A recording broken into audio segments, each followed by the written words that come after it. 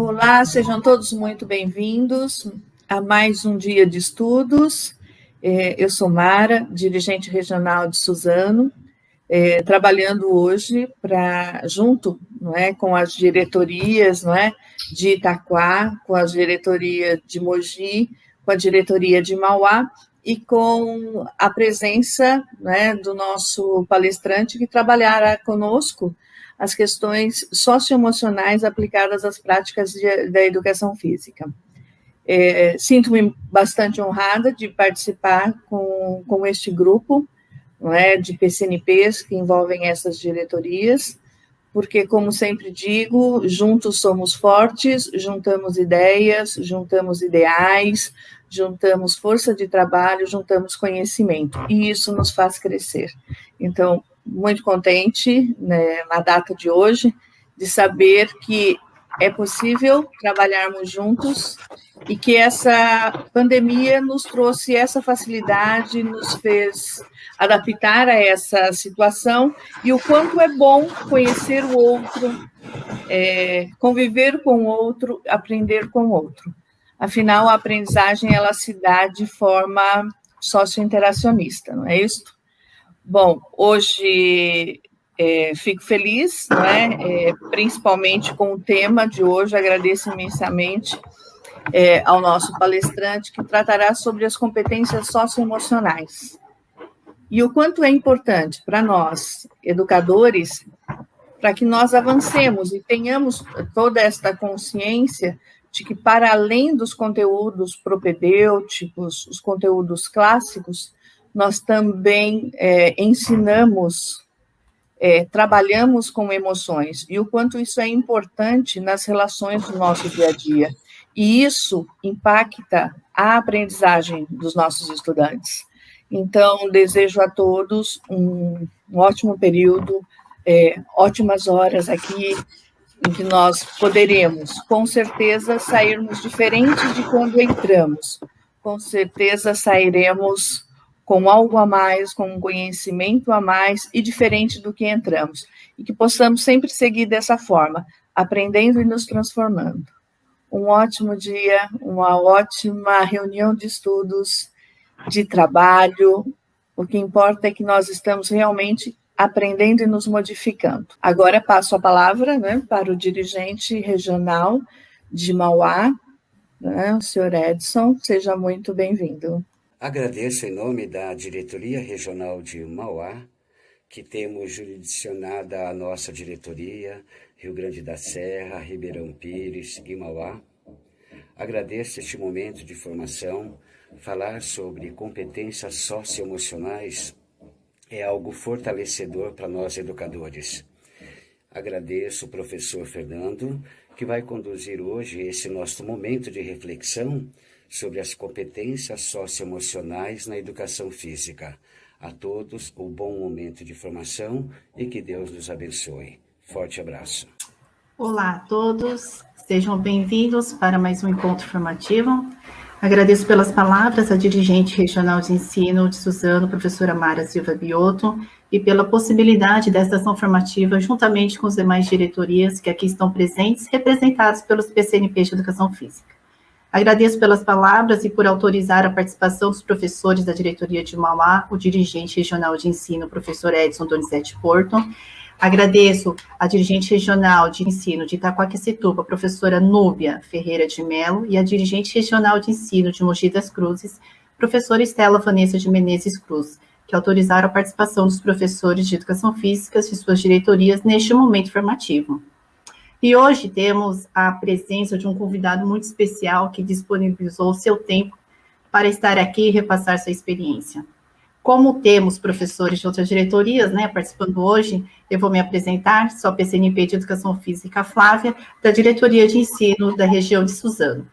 Agora eu convido os meus amigos PCNPs para se apresentarem. Passo a palavra. Olá, eu sou a Ana Luísa, PCNP de Educação Física da Diretoria de Ensino de Mogi das Cruzes.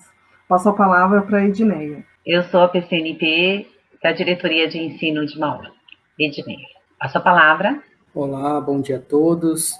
Eu sou PCNP de Educação Física da DEIT Itaquaquecetuba. Passo a palavra.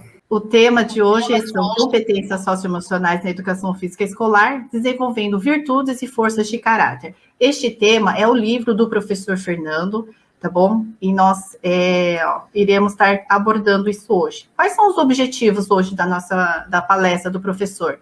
Abordar o uso da psicologia positiva nas escolas para o desenvolvimento das competências socioemocionais, apresentar as virtudes e forças de caráter e seus benefícios, apresentar as estratégias para desenvolver as forças de caráter nas aulas, apresentar atividades de avaliação e encerramento de uma força ou grupo de forças. Bom, agora apresento a vocês o professor Fernando Cavalli, que é o autor do livro Competências Socioemocionais da Educação Física Escolar, desenvolvendo virtudes e forças de caráter. Eu conheci o professor Fernando quando eu assisti a live dele de lançamento do livro. E a primeira coisa que eu fiz foi, claro, adquirir o livro. E depois entrar em contato pelo Instagram. E o resultado está aqui, nessa palestra que o professor preparou com muito carinho, né? E eu agradeço muito. Quem é o professor Fernando? O professor Fernando é graduado em Educação Física e Pedagogia pela Universidade 9 de Julho, especialista em Educação Física Escolar pela Universidade Gama Filho, Master Post Coaching, coaching com formação em Psicologia Positiva, atua há 16 anos como professor de Educação Física Escolar, tendo passado pelos cargos de coordenação pedagógica e diretor de divisão dos Centros Educacionais Unificados e da Educação Integral da Diretoria Regional de Educação Ipiranga. Bom, como professor, ele atua de forma consistente com projetos esportivos e há 3 anos com projetos voltados para o desenvolvimento de competências socioemocionais e projeto de vida. O ano passado, em 2020, né, ele foi eleito um dos professores transformadores do Brasil no prêmio organizado pela Bet Educar. E ficou em segundo lugar no prêmio Destaque Educação do Brasil na categoria Ensino Fundamental 2 em escolas públicas, na EducaWiki, com projetos voltados para competências socioemocionais, projeto de vida e uso de virtudes e forças de caráter. Atualmente, ele também realiza projetos sociais com coaching e psicologia positiva, com jovens e em parceria com a Sociedade Brasileira de Coaching, tendo sido convidado para mentorar o grupo de voluntários por 2 vezes na área de desenvolvimento de competências socioemocionais. Professor Fernando, nós, PCNPs, elaboramos um formulário com perguntas de reflexões que o senhor trouxe no slide, né, para nortear a nossa fala aqui, tudo bem? Então, assim, as respostas que teremos é um compilado de todos que participaram. Agora, tenho a convicção que vocês, professores, estão em boas mãos e convido agora o professor Fernando Cavalli. Por favor, Fernando, professor. Obrigado, Flávia. Obrigado a todos os presentes. É um prazer falar para vocês. E é realmente um prazer saber que estou falando para tantos professores, colegas de área. Então, eu não gosto muito do termo palestra, eu prefiro a gente falar de roda de conversa, né? Porque somos todos professores e estamos ali na prática diária com os mesmos ideais. Então, seria uma roda de conversa, um bate-papo, quem sabe, né? Essas perguntas que a Flávia diz, norteadoras, né? São perguntas, na verdade, que eu me fiz quando eu comecei a pensar nas competências socioemocionais, mais tecnicamente falando. Desde o começo da minha carreira nas quadras, eu sempre senti a necessidade de entender o relacionamento humano, né? Então, eu acreditava que não fosse só ali o meu papel passar conteúdos do meu componente curricular, mas isso lá no começo eu não entendia muito bem como era, mas a minha batalha sempre foi essa, né? Aproximar as relações humanas e ver como que eu poderia impactar de uma maneira mais positiva essas relações. E aí, como bem disse a Flávia, nos últimos 3 anos, eu comecei a aprender muito mais sobre essa área, até porque eu precisei na minha vida pessoal, né? Assim como diversos professores, eu tive o meu quadro de crise de ansiedade, depressão, e foi aí que eu tive contato com todas essas áreas mais de desenvolvimento humano em relação à psicologia positiva, e pelo impacto que isso teve em mim, eu passei a querer passar isso para a educação também. Foi aí que eu consegui trazer realmente a ciência para tudo aquilo que eu sempre sonhei em desenvolver na quadra, né? E aí tive resultados bem legais, e por isso de escrever um livro e querer compartilhar, que com certeza compartilhando o que deu certo com a gente tem a possibilidade de pessoas pegarem esse material e transformar em algo ainda melhor e impactar mais pessoas. Essa que é a ideia de divulgar aquilo que a gente faz, né? Para que as pessoas possam pegar, aproveitar e melhorar aquilo, com certeza, para que a gente possa fazer o nosso trabalho cada vez com mais qualidade. Flávia, se você puder pôr a apresentação. Então, essas são as 3 perguntas, né, que eu me fiz lá no começo e que, pelo que eu conversei com a Flávia, a gente vai fazer uma troca agora aqui nesse início, né, de palestra. Então, a primeira coisa que eu me perguntava é se devemos nos preocupar com essa temática. Realmente isso é algo que deve estar ali dentro da aula ou não? Era viagem da minha cabeça lá no começo, né, e não é algo que devemos nos preocupar. Eu acho que alguém fará um comentário agora, Flávia, isso, sobre essa pergunta? Isso mesmo, professor. Legal. Então, no levantamento prévio realizado com os professores das nossas diretorias, 92% disseram que é preciso se preocupar com essa temática, e 8% disseram que não. Em geral, as respostas dos professores foram que se preocupam com essas temáticas porque as competências socioemocionais são de extrema importância no desenvolvimento, ajuda a formação do caráter e dá a possibilidade dos estudantes, desenvolvendo o bom convívio dentro da sociedade, sabendo lidar com suas emoções, mediando as frustrações, conflitos e se autoconhecendo. Assim, desenvolvendo o estudante de forma integral. O desenvolvimento das competências socioemocionais devem ocorrer em todos os âmbitos da escola, inclusive nas aulas de educação física. Nós, profissionais de educação física, podemos dizer que já trabalhávamos em nossas aulas essa temática, que agora ganhou grande repercussão. Quando propomos atividades, jogos e esportes em que os estudantes competem com os outros, mostramos ali a necessidade da convivência, da elaboração de regras, da aceitação e entendimento do ganhar e do perder. Sem as competências socioemocionais, isso não seria possível. Neste momento difícil que estamos vivendo, tornou-se um tema atual e abrangente, não só para uma única disciplina, mas sendo princípios para qualquer área do conhecimento. Legal, excelente. E é exatamente isso. E até na introdução do livro eu falo um pouco sobre essa nossa fala do sempre fizemos e já fazemos isso, né, inerente à aula de educação física, que inclusive foi a minha segunda pergunta, né? Já fazemos isso em nossa aula ou precisamos mudar, né? Isso precisa ser de uma maneira mais planejada. Esse foi o segundo momento, principalmente com a chegada da BNCC, que eu fui um dos professores que olhava para aquilo e falava, nossa, é educação física, a gente faz isso já, né? Mas aí veio a pergunta, tá bom do jeito que tá ou precisa fazer de uma maneira planejada? E estou curioso para saber as respostas aí, quais foram. Olá, Fernando. Então, em cima dessa resposta, o levantamento que foi feito com os professores, a maioria deles já informou que sim, que já fazem nas suas aulas de educação física esse trabalho. E, às vezes, eles precisam usar estratégias e até aulas programadas a respeito do tema. Planejar para rever continuamente as ações, os métodos e a didática de ensino pautada nas necessidades e aproveitamento dos estudantes.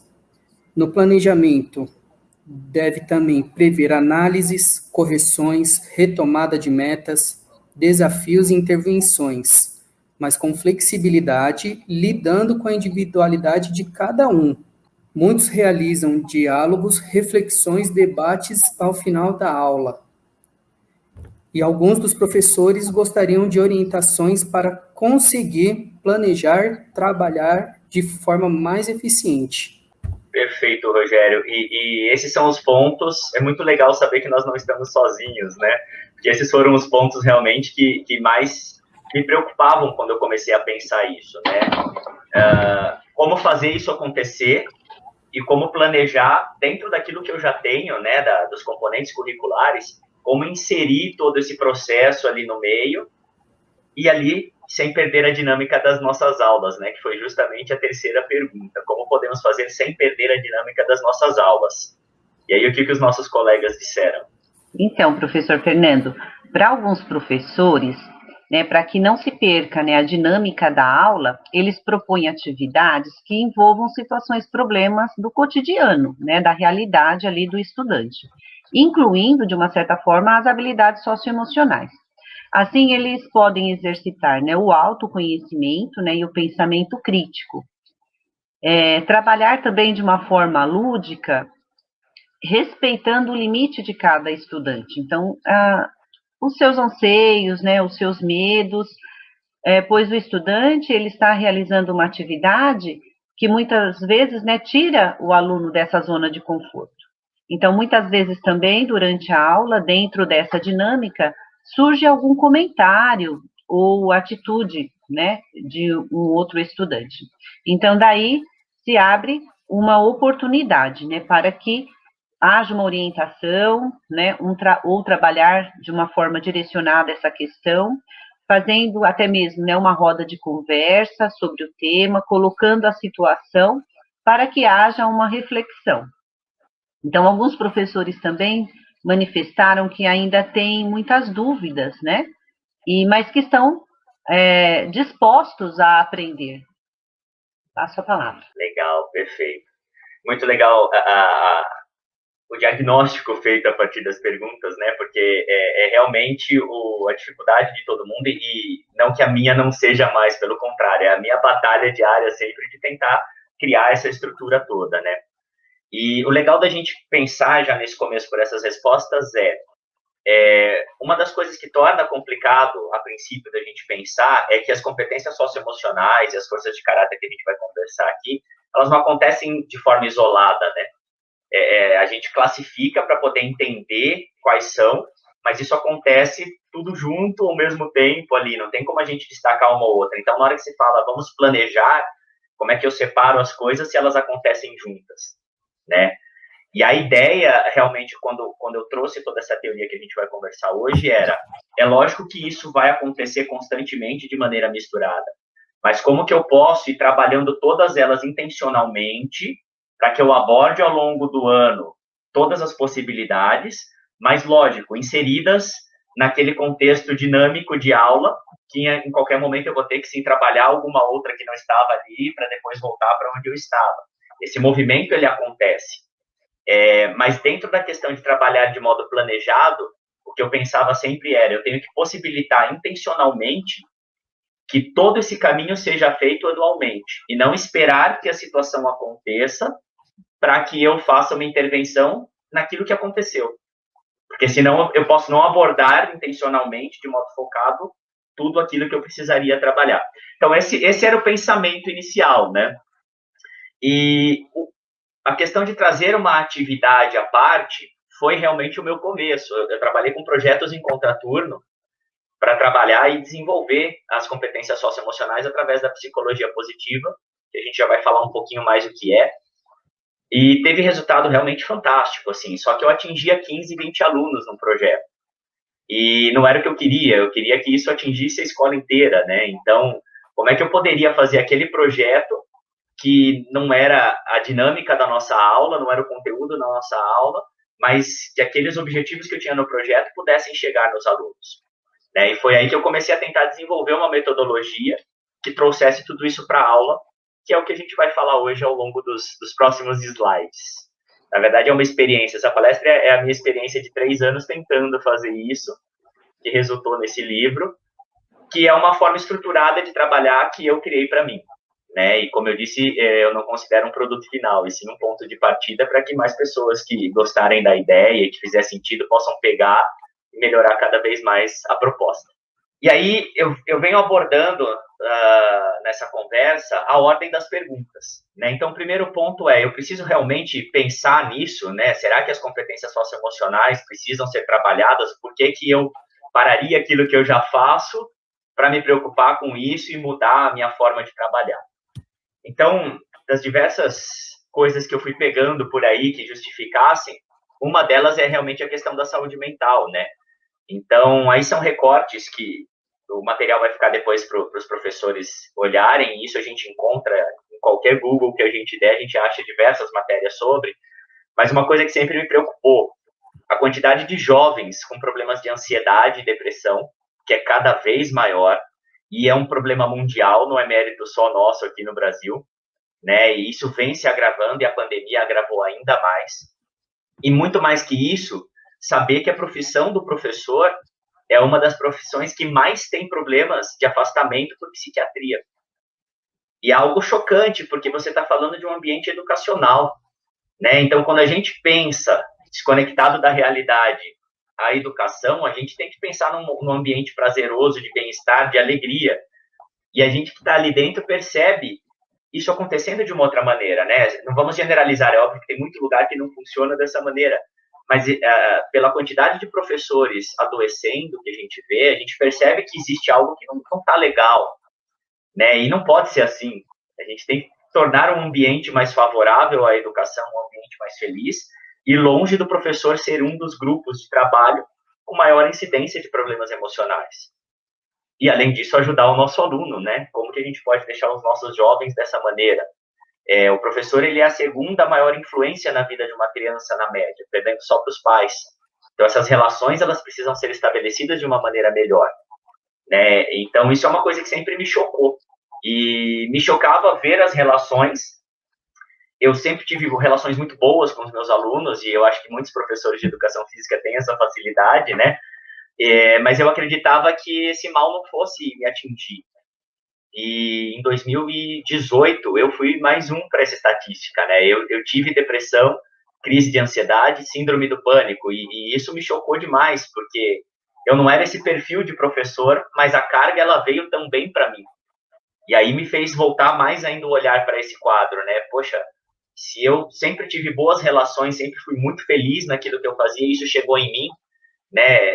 O que está de errado nisso tudo? A gente realmente precisa trabalhar essas competências para a gente ter esse fôlego e isso não ser uma realidade.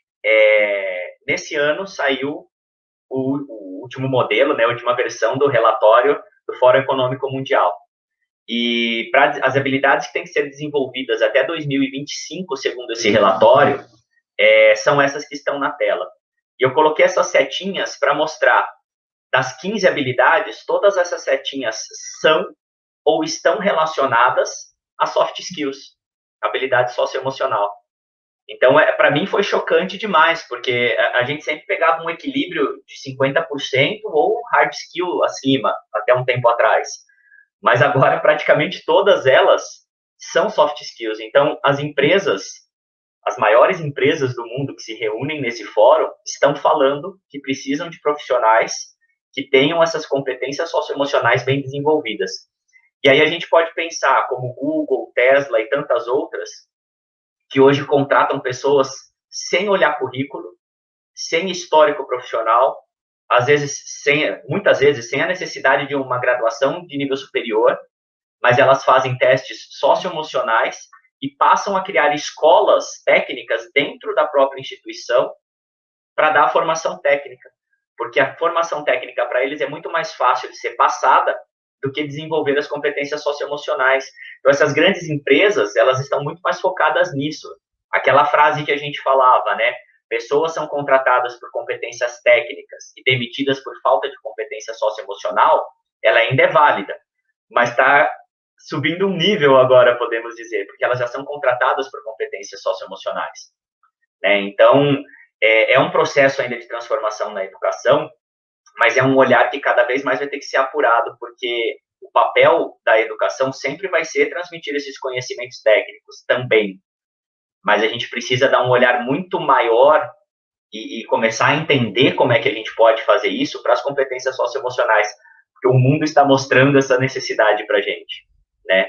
E aí esse recorte, esse slide daria para a gente conversar durante 1 hora e meia só sobre o que está aí na tela, né? Mas eu trago para mostrar desde quando o mundo já vem trazendo para a gente essa importância de pensar as competências socioemocionais.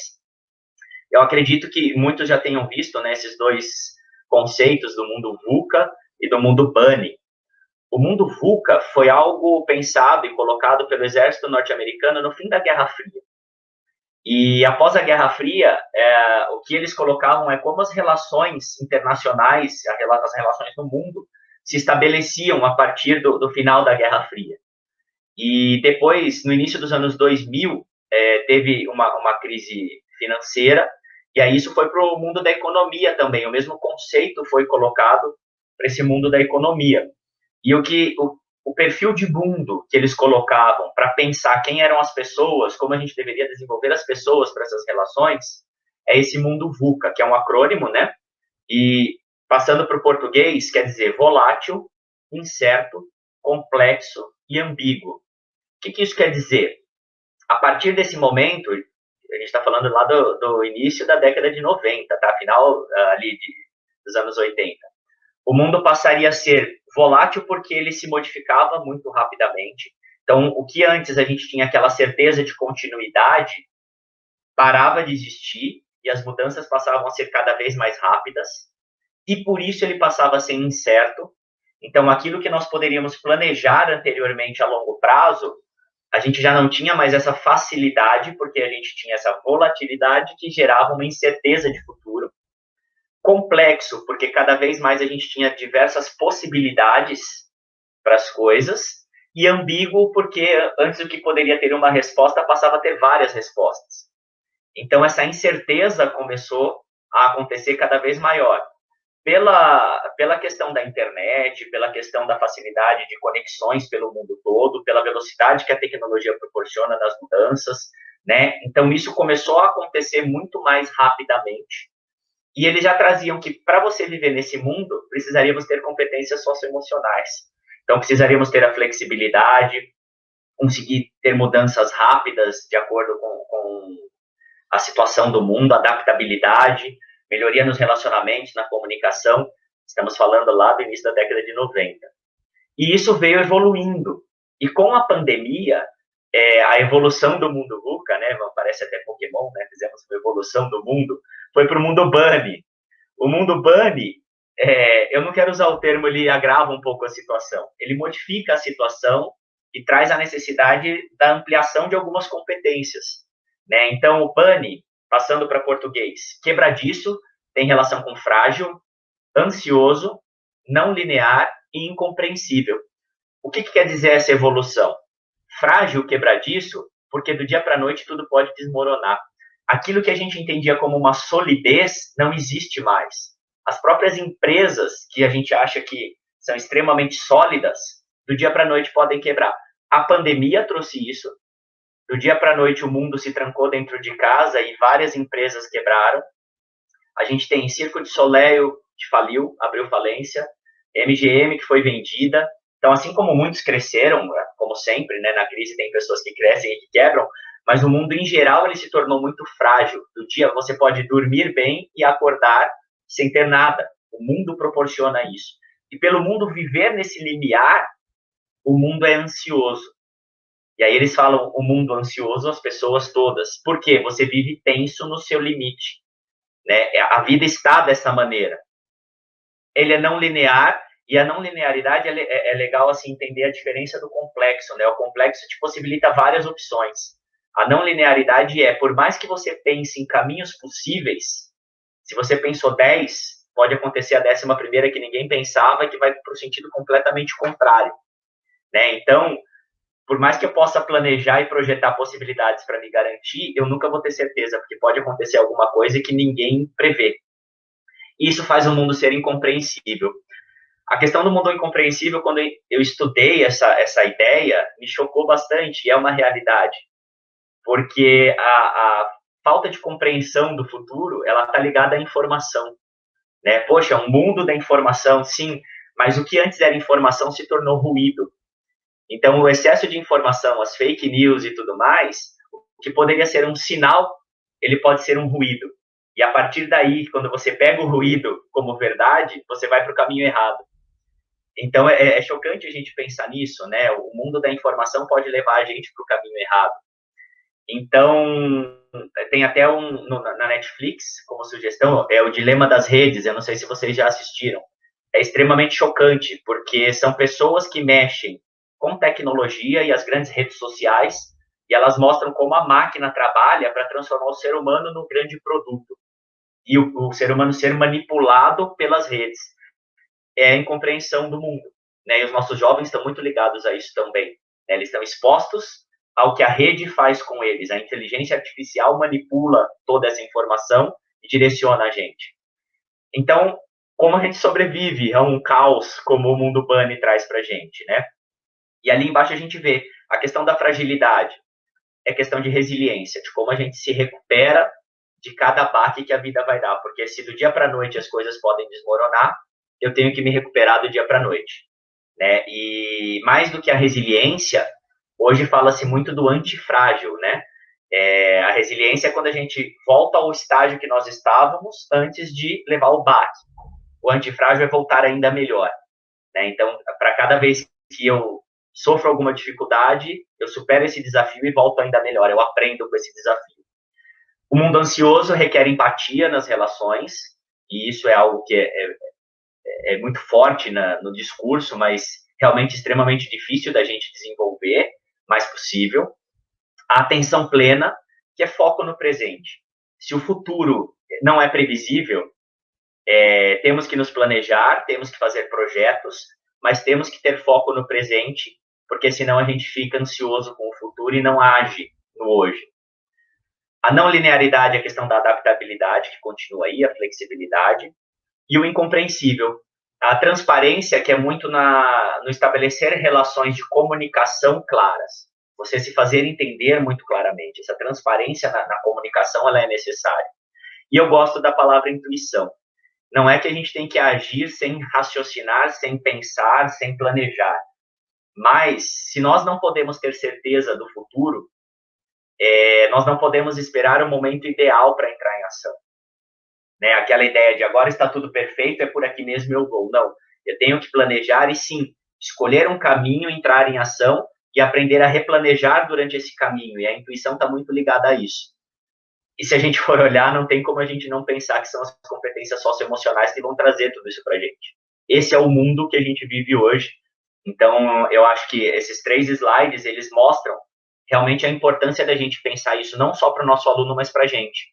Porque nós não tivemos essa formação e para a gente muito mais difícil é literalmente a ideia do trocar a roda com o carro andando, porque além de formar o nosso aluno, a gente tem que aprender, a gente não pode dar o que a gente não tem. E eu acho que essa é a primeira parte do desenvolvimento das competências socioemocionais no professor. Ter essa calma e essa tranquilidade de entender que eu preciso aprender para ensinar.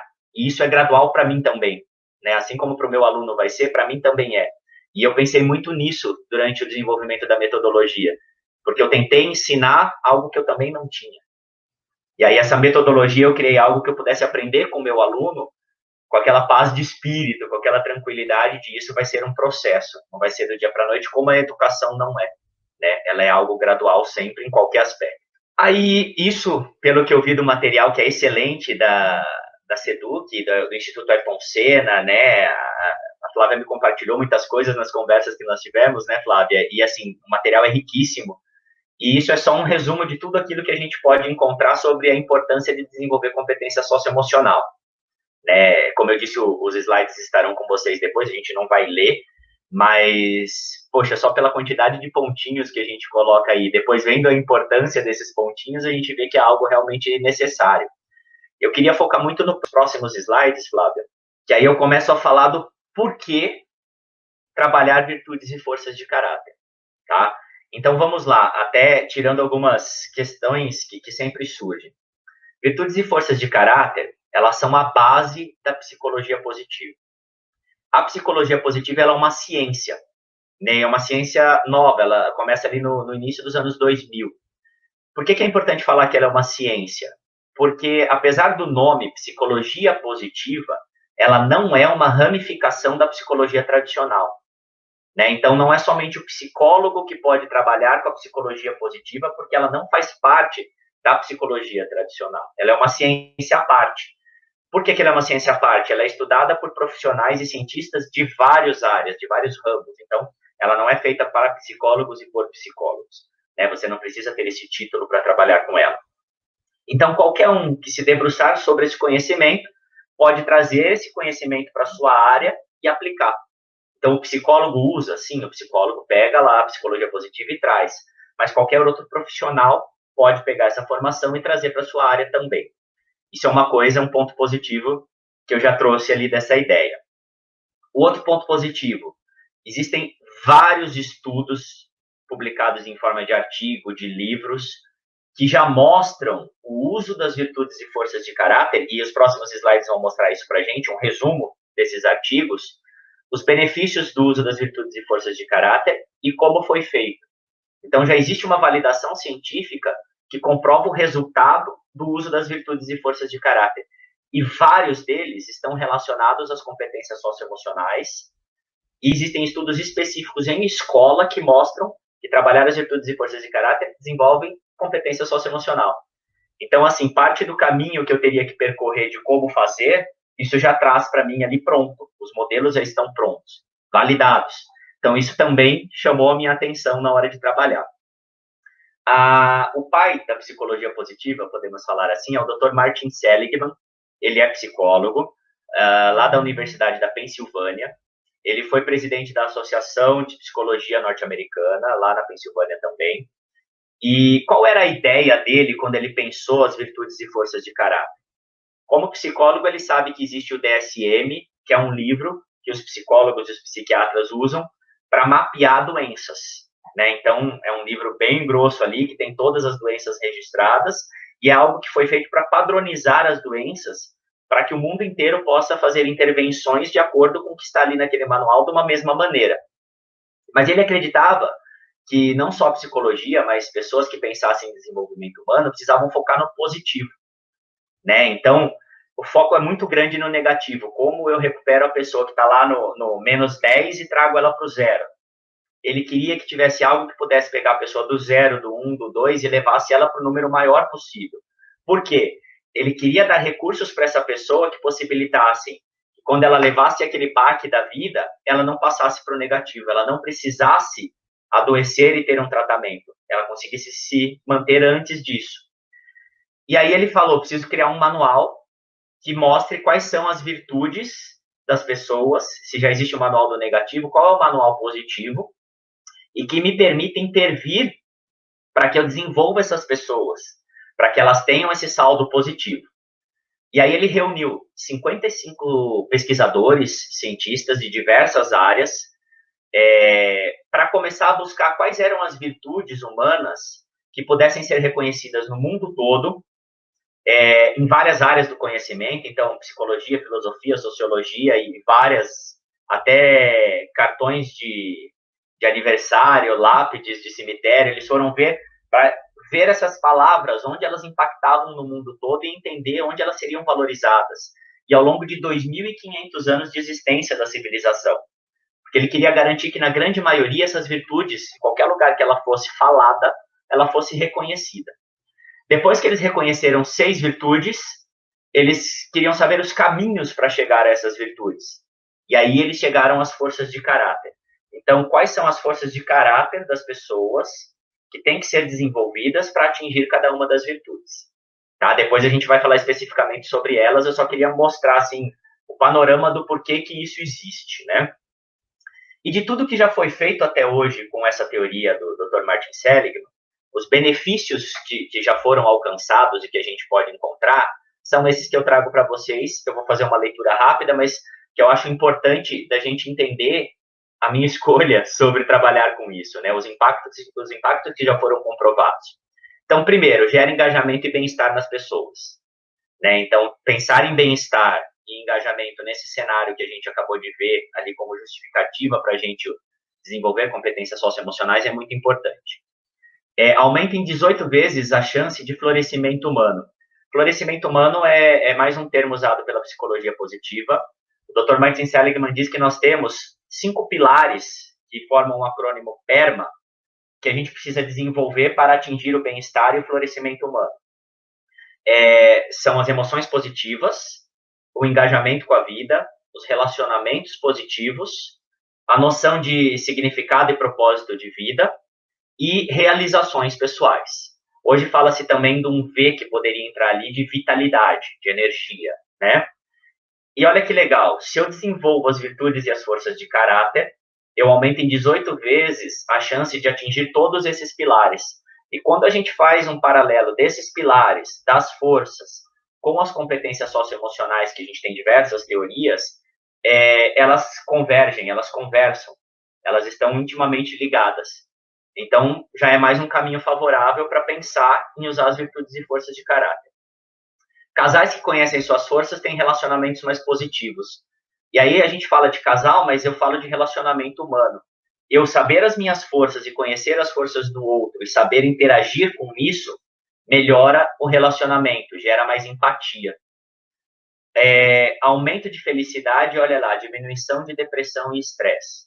Primeiro cenário lá, gravíssimo dos jovens e dos professores. Quem sabe trabalhar com virtudes e forças de caráter diminui o quadro de depressão e de estresse. E esse é o ponto que eu trago para a minha vida pessoal, né?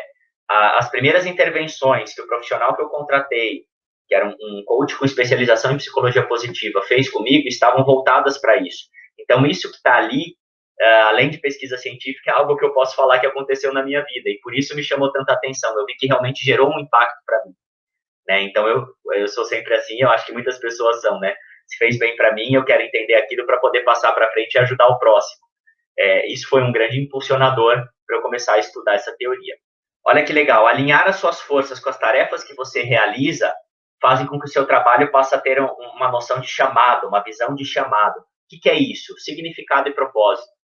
Então, olha, o professor que, de repente, com as dificuldades que a gente sabe que temos na educação em geral, ainda mais com a pandemia, se ele alinha suas forças com aquilo que ele faz, ele pode entender melhor o propósito daquilo que ele está fazendo. E entender o propósito faz você engajar, se motivar e ter mais bem-estar.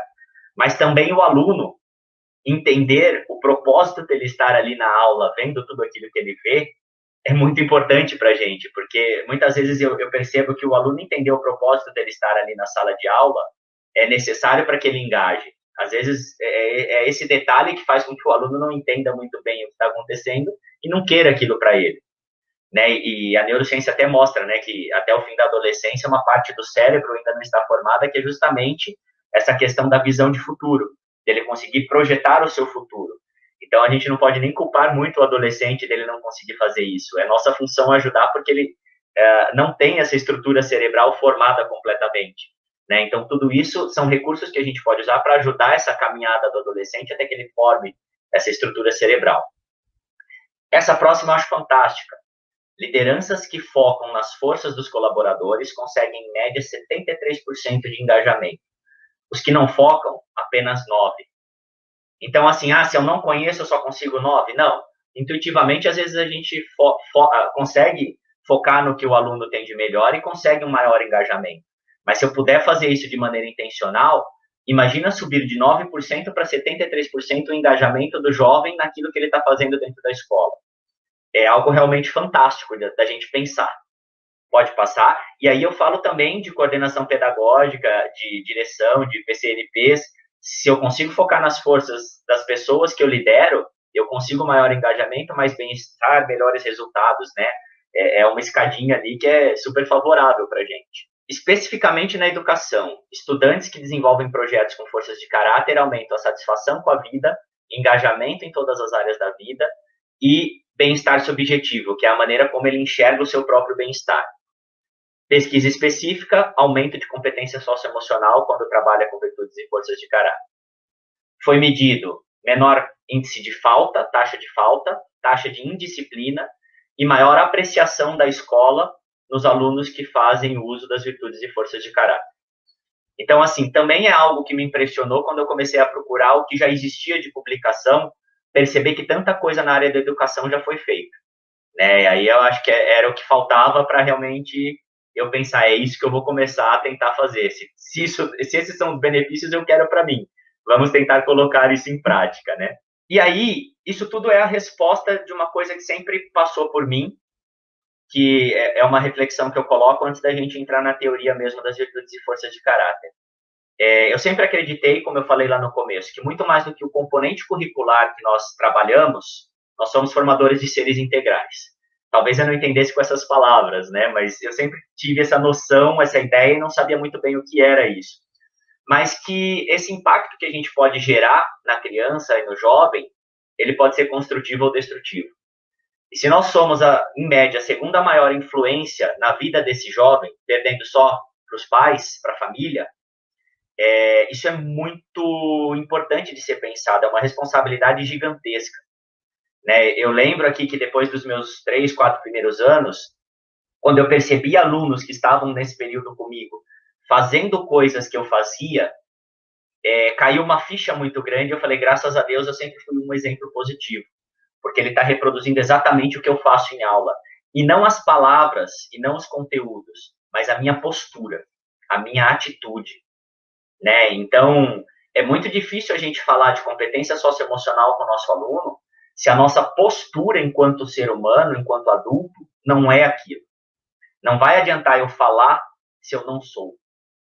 E isso, assim, quando eu vi esse aluno fazer, foi algo que me impactou demais. Né? E, infelizmente, a gente vê, e, mais uma vez, eu não estou culpando nenhum professor por isso, mas a gente vê relações não positivas.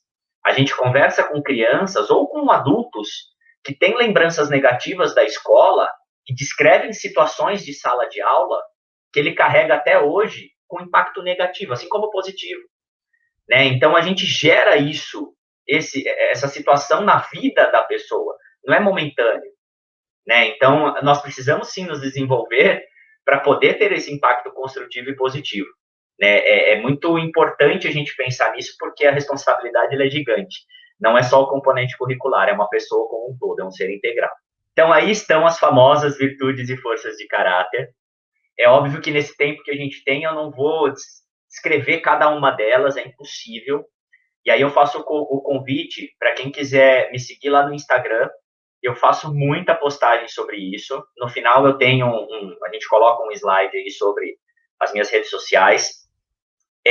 Lá vocês vão encontrar as definições das virtudes e das forças, o que são, o que não são, como impacta, como não impacta. Eu coloco muitas ideias de como a gente pode usar e falar sobre isso, como elas acontecem em sala de aula, na quadra. Então, eu estou sempre atualizando o meu material ali. E também, é claro, disponível para conversar com vocês ali, como a Flávia fez, né, Flávia? Sempre disponível, podem mandar dúvidas, perguntas, sugestões, comentários. Eu gosto muito dessa interação, porque é justamente essa interação que faz eu não ser um cavaleiro solitário nessa área, né? Interagir com os colegas para que os colegas possam levar e me dar feedback, para a gente ter mais cabeças pensando sobre o assunto e enxergando de maneiras diferentes, né? Para que não seja uma visão única desse conteúdo. Então, aí estão lá em cima 6 virtudes, nos hexágonos coloridos ali, vermelho e laranja, e na linha embaixo dessas virtudes são as forças de caráter que compõem cada uma das virtudes. Né? Então, se a gente for falar, por exemplo, da força da justiça, as forças de caráter são imparcialidade, liderança e trabalho em equipe. Né? Eu pego a justiça quando eu falo com professores de educação física, porque tem tudo a ver com o que a gente faz, né? Mas também a gente pode falar em generosidade, amor e inteligência social na nossa aula. Muito a gente pode falar. Todas elas nós podemos trabalhar. Eu vou mostrar um pouquinho na sequência como eu faço isso, a maneira que eu encontrei. Já antecipo, assim, essa maneira ela foi criada ao longo de 3 anos de muita luta, porque eu errei bastante e tive muitos resultados que eu falei, gente, impossível. E foi justamente nesses desafios que eu fui criando essas estratégias de alguma forma que eu pudesse chegar. Mas o principal erro que eu cometi, ele está ligado ao que eu falei lá atrás. O professor precisa ter a calma de se desenvolver junto com o aluno, porque a gente tem que aprender isso para poder ensinar, porque a gente não foi ensinado a ser e fazer assim. E esse foi o meu principal erro, querer já chegar lá no final, sendo que eu mesmo não tinha toda essa estrutura. E a ideia do caminhar que eu criei aqui com essa metodologia é justamente essa, tá? O que é importante falar aqui antes da gente seguir, que com certeza é a dúvida de muitas pessoas. As 24 forças de caráter são forças que todo ser humano tem. E não existe nenhuma força mais importante do que a outra. Todas são importantes. O que muda quando a gente fala dessas forças de caráter? Pelas interações sociais que nós temos ao longo da vida, nós vamos desenvolver mais ou menos algumas forças. Temos todas, mas desenvolvemos mais ou menos algumas dessas forças. Por que é importante saber disso? Porque se eu sei quais são as minhas principais forças de caráter, eu trabalho o autoconhecimento, eu passo a poder usar de maneira intencional, raciocinada, o que eu tenho de melhor para resolver os meus problemas. Eu posso entender o meu colega e começar a entender por que ele pensa e reage diferente de mim. Porque ele tem outras forças com maior valor para ele do que para mim. E aí eu passo a ter o respeito de uma forma mais elaborada e mais do que o respeito, o apoio do grupo para resolver problemas. Porque eu começo a entender que naquilo que eu tenho dificuldade vai ter alguém que tem facilidade, porque são características diferentes. E eu começo a permitir a exploração dessas relações dentro de um grupo. Né? A gente falou de casais lá na pesquisa que já tem resultados, mas isso vale para um grupo todo. Eu começo a entender que eu vou ter dificuldades em algumas áreas da vida, porque algumas forças de caráter estão em menor grau. E não tem problema se justiça de repente, ali a justiça, é uma das minhas piores qualidades. Não quer dizer que eu sou uma pessoa injusta ou uma pessoa ruim. Quer dizer que eu costumo resolver os meus problemas usando outras forças, com maior impacto. Eu não vou ser aquela pessoa que vê alguma coisa acontecer e já vou lá falar e discutir porque não é o meu perfil. Mas não quer dizer que aquilo não me incomode e eu goste da injustiça. Então, é muito importante a gente começar a entender essa questão, porque principalmente o jovem, quando você começa a pedir para ele pensar nisso, no início ele vai achar que ou que ele é bom em tudo ou que ele é ruim em tudo, né? E é o tempo que vai fazer ele ter esse autoconhecimento e entender que é mais importante ele saber naquilo que ele realmente é mais desenvolvido do que ele querer ser bom em tudo para falar que ele é bom em tudo. E isso vai fazer parte do processo de ensino dessas qualidades. Outra coisa que eu fiz ali nesse momento foi, eu peguei o Big Five, que é utilizado ali pelo Instituto Ayrton Senna e pela SEDUC, né, das competências socioemocionais, vai estar inclusive aqui num dos slides, e comecei a entender as relações das forças com as competências. Tem alguns nomes, inclusive, que são os mesmos, né? Se a gente for falar de criatividade, ela é uma das competências que estão ali. A diferença é, força de caráter, a gente está falando do traço de personalidade. Competência socioemocional são características, habilidades que a gente pode desenvolver para trabalhar essas interações com o mundo. Tá bom. E o que uma vai impactar na outra? Se eu conheço todas as forças de caráter e sei quais são as minhas características, eu entendo quais competências e habilidades eu vou ter mais ou menos facilidade. Então, eu já posso abusar mais das competências que eu tenho relação com as forças e estar preparado para ter um trabalho diferenciado, um olhar diferenciado para aquelas habilidades que eu sei que eu não vou desenvolver com tanta facilidade por causa dos meus recursos, que são as forças de caráter. Eu posso desenvolver as forças mais fracas? Posso. Né? O Dr. Martin Seligman fala que trabalhar com forças de caráter é como desenvolver uma língua, uma nova linguagem, uma nova língua. É processual. Só que até os 6 anos, por aí, eu já formo muito a estrutura do caráter, e algumas fases da vida fazem algumas transformações acontecerem, né? O processo da adolescência, o casamento, ter um filho, alguns impactos emocionais, isso muda ao longo da vida. Mas a base, ali na infância, início da adolescência, ela já está mais ou menos articulada. Se eu precisar desenvolver uma força, eu consigo. Só que ela nunca vai ser as minhas 5 primeiras forças, que a gente chama de força de assinatura, que é quem me representa, porque não é o meu traço de personalidade. E se eu não precisar mais desenvolver aquela força, ela provavelmente vai descer de novo na escala ali do grau de desenvolvimento, por quê? Eu não preciso mais manter ela no alto, porque aquilo não é um traço de personalidade. Se eu exploro as 24 forças ao longo do ano, todas têm conexão com todas as competências socioemocionais. Então, quando eu foco na força, eu possibilito o aluno explorar habilidades e competências socioemocionais. E por isso que a gente vai ver que ao longo do ano, eu passo pelas 24 forças, para possibilitar que todas as relações com as competências aconteçam a partir do uso das forças, mas principalmente para possibilitar que, se temos vários alunos e cada um vai ter uma formatação diferente no grau de desenvolvimento dessas forças, quando eu abordar determinada força, eu vou impactar alunos diferentes, porque eu vou estar falando a língua dele. Se eu abordo as 24 forças, eu vou dar a chance de todos os alunos, em algum momento, ter as suas principais forças abordadas. E esse é o momento que ele vai se sobressair. Automaticamente isso acontece. E aí é lógico, quando ele começa a entender esse processo, isso acontece de uma maneira mais intencional. No começo ela é automática, porque se eu falar de criatividade para alguém que é criativo, a pessoa já começa a sorrir e engaja. Se eu falar de criatividade para quem não tem essa força, ela vai ficar ali, mas não vai ficar muito contente, né? Então eu dou a possibilidade de abordar o potencial de todos os alunos. E por essas relações que as forças têm com as competências, eu acabo possibilitando a gente passar por todas as competências de maneira intencional. Pode passar, por favor, Flávia. Qual é a minha intenção quando eu penso nesse projeto e nessa metodologia? Possibilitar que todos os alunos tenham destaque pelos seus superpoderes, e eu trabalho, quanto mais jovem, mais eu trabalho nesse aspecto, as suas forças são seus superpoderes. Quanto mais você usar os seus superpoderes e saber como eles funcionam, e souber como eles funcionam, você vai ter mais rendimento, você vai ter mais bem-estar, você vai ter melhores resultados. Então, a gente trata muito como superpoderes. Fazer o aluno acreditar que ele é capaz e tem muito mais a oferecer. Né? A gente vê muito a questão da baixa estima, e quando o aluno isso funciona muito para os alunos problema da escola, né? Aquele aluno que é sempre massacrado pelo mau comportamento, e a escola tem uma relação de ódio ali na questão de ele levar muita bronca, muito castigo, dele brigar, é aquela coisa pesada, e normalmente se a gente for ver fora da escola é a mesma coisa para esse cara, então coitado, ele só apanha, então ele acha que ele não tem nada a oferecer. Quando ele começa a descobrir que ele tem essas forças, esses superpoderes, você começa a mostrar para ele que ele também tem algo de bom a oferecer. E são transformações incríveis quando cai a ficha para esses alunos. É algo muito legal de se ver.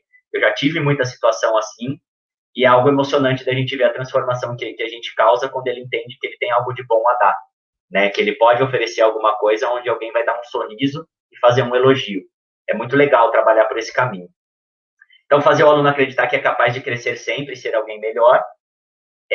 O reconhecimento do outro e do grupo, né? Então, fazer esse trabalho deles entenderem os superpoderes do outro e do grupo e como abordar isso de uma forma positiva para o grupo como um todo. E o foco em solução. Quanto mais a gente coloca o foco nessas forças, mais eu tenho estratégias para resolver os desafios da aula e do cotidiano com foco em solução no positivo. Eu dou recurso, ensino a usar o recurso, crio estratégias, e aí tudo que passa a acontecer na aula com o tempo passa a ser resolvido com superpoderes, ao invés de ser resolvido com discussões, com brigas e tudo mais. Então, essa é a estrutura que eu fui montando ao longo desse processo. Como que é a estrutura total da metodologia que eu fui criando? Primeiro, eu divido as 24 forças pelo calendário escolar. E aí não tem uma ordem ideal, um tempo ideal. O importante é abordar as 24 forças, tá? Então, não tem como eu falar, trabalhe 2 a cada 15 dias, 1 a cada 15... Não. Isso é o professor que vai ter que, primeiro, distribuir no calendário de acordo com as possibilidades, que são diferentes para cada escola, para cada lugar. E depois também, à medida que ele vai fazendo, ele vai percebendo a ordem das forças, como é melhor para ele trabalhar, o tempo que cada força vai demandar, e isso é parte dessa questão do se dar o tempo de aprender. Porque provavelmente a primeira divisão não vai ser a melhor, mas vai te trazer indícios de como poderia ser trabalhada de uma outra forma. E essas mudanças, essa adequação vai acontecendo ao longo do trabalho do professor. Né? Então, o que eu fiz no primeiro momento? Peguei aquela ordem que está na tabela, distribuí dentro da quantidade de dias que eu tinha e fui focando nas forças de acordo com essa divisão que eu fiz, para dar conta de todas elas. Mas aí eu percebi que em determinado momento do ano uma força poderia estar colocada ali porque vai bater com os eventos da escola. O planejamento que eu fazia de algumas atividades conversavam mais com uma força, e ao longo dos anos eu fui mudando a distribuição delas. Por que eu não ponho nenhuma sugestão? Porque isso é muito pessoal, é muito subjetivo. Né? É a experiência e a relação com o seu ambiente, com os seus alunos, que vai fazer isso acontecer com o tempo. Repetição anual, então, é importante, porque se a gente não faz a repetição, a gente não vai criar essa estrutura de acordo com a nossa realidade, e é a repetição que vai trazer o amadurecimento do professor e do aluno em relação às competências socioemocionais. Não tem como, não tem outro caminho. Né? Eu vou mostrar como que eu penso essa evolução gradual no próximo slide. Foco no autoconhecimento, então tanto o professor quanto o aluno vão trabalhar isso o tempo todo para que ele crie novos hábitos e essa nova cultura voltada para as virtudes e forças de caráter. Aqui são 2 termos muito importantes, o sistema de ativação reticular e a plasticidade neural. Sistema de ativação reticular é algo que nós temos lá no nosso cérebro, que funciona mais ou menos assim. Eu resolvi comprar um carro. Até então, eu nunca olhava na rua e via aquele carro. A partir do momento que eu começo a pesquisar o preço dele, parece que só existe esse carro na rua. A minha esposa está grávida. Só tem mulher grávida na rua a partir daí, né? Então, aonde eu ponho o meu foco, eu começo a ver isso. Então, se eu não oferecer para o meu aluno diariamente, constantemente, o olhar voltado para as virtudes e forças de caráter e para as competências socioemocionais, ele não vai olhar para isso. Mas se eu começar a mostrar isso toda hora para ele, vai ter uma hora que ele vai enxergar isso em todo lugar, né? E aí a gente trabalha com o conceito de plasticidade neural. No momento inicial que eu for falar para o meu aluno sobre amor ao aprendizado, se é uma coisa que não faz parte da realidade da vida dele, ele não vai nem querer olhar para a sua cara. Só que se eu desistir, ele não vai conseguir entrar nesse processo. E é isso que vai acontecer. Então, eu não posso tentar fazer uma palestra sobre criatividade e curiosidade para ele, porque ele não vai querer. Num primeiro momento, eu vou ter que só falar que existe, só mostrar o termo, vira e mexe falar alguma coisinha, para eu começar a trazer o olhar desse aluno para isso. Até que eu sinta no aluno que ele também falou sobre. E aí eu aprofundo um pouco mais, porque faz parte desse sistema de ativação reticular. Tem que passar daquela memória de curto prazo para de longo prazo, para ele fazer conexões com os conhecimentos prévios dele e aquilo passar a fazer sentido. Não adianta eu querer colocar aquilo como algo primordial, essencial de cara. Ele só vai entender isso com esse processo. E aí a gente está falando de neurociência, né? Eu busquei na neurociência essa estrutura para validar o que eu sofri na pele sem ter esse conhecimento. Não vai acontecer, você precisa fazer esse caminho. O aluno, ele só tem o ser humano, ele só tem duas formas de criar novas conexões aí na questão da plasticidade neural. Ou é sofrendo um forte impacto emocional, e aí eu crio uma trilha muito forte para essa nova conexão, ou é pela repetição constante. Eu vou fazendo a memória de curto prazo, acessar a memória de longo prazo. A educação física, ela tem já a vantagem de gerar emoções positivas que fazem esse caminho neural, essa trilha neural do impacto positivo acontecer. Por isso, a intervenção do professor no momento que as coisas acontecem, ela é importante. Porque quando você faz um elogio para o aluno, no momento que ele se supera, e fala, você usou essa força, aquilo gera um impacto nele gigante, que já cria essa trilha. Ele vai querer mais disso, porque fez bem para ele. E os colegas que estão vendo também, porque eles, aquilo é legal, eu quero para mim. E é esse o processo do impacto emocional. E a repetição constante para a gente ir criando essa trilha ao longo do caminho, tá? Essa é a estrutura do que eu faço com essa metodologia. É a evolução em conjunto com o professor, para que a gente possa baixar um pouco a ansiedade e entender que a gente também vai errar e aprender junto com o aluno no processo.